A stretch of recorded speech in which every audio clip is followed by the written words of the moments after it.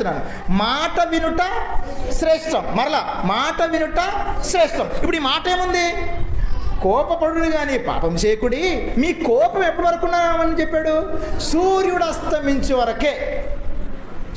సాయంత్రం అయిపోయిందా? ఈరోజు గొడవపడ్డాం ఒకరితో. సాయంత్రం అయిపోయిందా? కోపం క్లోజ్. ఇది ఏంటి? దేవుడు చెప్పిన మాట. మాట వినుట ఏంటి? మరలా చెప్పాలి. మాట వినుట ఏంటి? మాట వినుట ఏంటి?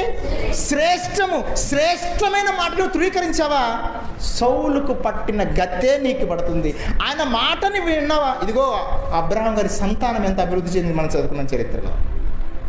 సౌలు ఇట్లా నీ వరకు వచ్చింది. ఇప్పుడు సమస్య మన వరకు వచ్చింది. ఆయన మాట వినటం శ్రేష్టం. ఏమంటే ఎన్నిసార్లు సూర్యుడు వచ్చాడు అస్తమించాడు, సూర్యుడు వస్తాడు అస్తమించాడు. అట్లే మనసులో ఇంకా కోపం ఒకవేళ ఒక మనిషిపై ఉందా, అది పెరిగి పెరిగి పెరిగి పగగా మారి కఠినుడవైపోతే నీ కాఠిన్యాన్ని బట్టి నువ్వు ఎంత కఠినస్తురాలు అయ్యావో, ఎంత కఠినవాడు అయ్యావో ఆ లెవెల్కి తగ్గట్టుగానే ఆయన ఖండించేస్తాడు.